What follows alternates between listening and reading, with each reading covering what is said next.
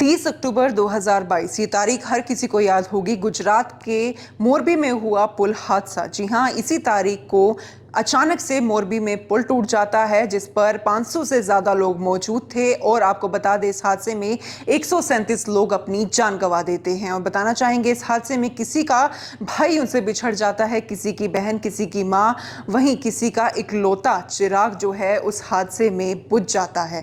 जिसके बाद आपको बता दें कि इसमें अब एक अपडेट निकलकर सामने आई है। गुजरात हाई कोर्ट ने मोरबी नगर पालिका को फटकार लगाई है क्योंकि नोटिस जारी होने के बावजूद भी मोरबी नगर पालिका से हाईकोर्ट कोई भी पेश नहीं हुआ। और आपको बताना चाहेंगे अब नगर पालिका को आदेश दिए गए हैं कि 16 नवंबर को जो है यानी कि कल उनको कोर्ट में पेश होना है, जबकि अगली तारीख 24 नवंबर थी। जी हां, पहले ही पेश होने की बात गुजरात हाईकोर्ट ने मोरबी नगर पालिका से कही है।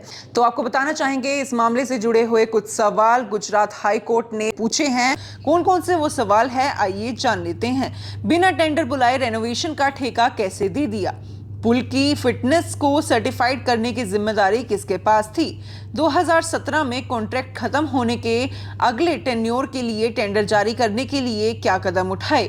2008 के बाद एमओयू रिन्यू नहीं हुआ तो किस आधार पर पुल को अजंता द्वारा संचालित करने की अनुमति दी जा रही थी? क्या हादसे के लिए जिम्मेदारों पर गुजरात नगर पालिका अधिनियम की धारा 65 का पालन हुआ था? गुजरात नगर पालिका ने अधिनियम की धारा 263 के तहत अपनी शक्तियों का उपयोग क्यों नहीं किया, जबकि प्राइमा फेसी गलती नगर पालिका की थी? वहीं आपको बताना चाहेंगे पिछली सुनवाई में कोर्ट ने गुजरात सरकार को एक रिपोर्ट फाइल करने को कहा था जिसमें सरकार को यह बताना था कि उन्होंने हादसे के बाद अब तक क्या क्या कदम उठाए हैं।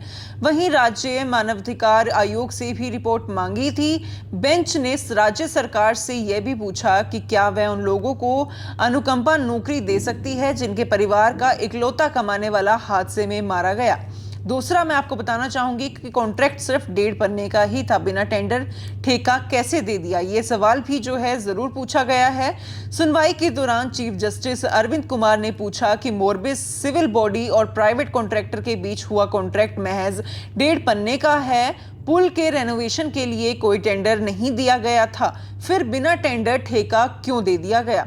कोर्ट ने स्टेट गवर्नमेंट से कॉन्ट्रैक्ट के पहले दिन से लेकर आज तक की सभी फाइलें सीलबंद लिफाफे में जमा करने का आदेश दिया है। साथ ही यह भी पूछा कि गुजरात नगर पालिका ने मोरबी नगर समिति के सीईओ एसवी जाला के खिलाफ क्या कार्रवाई की है।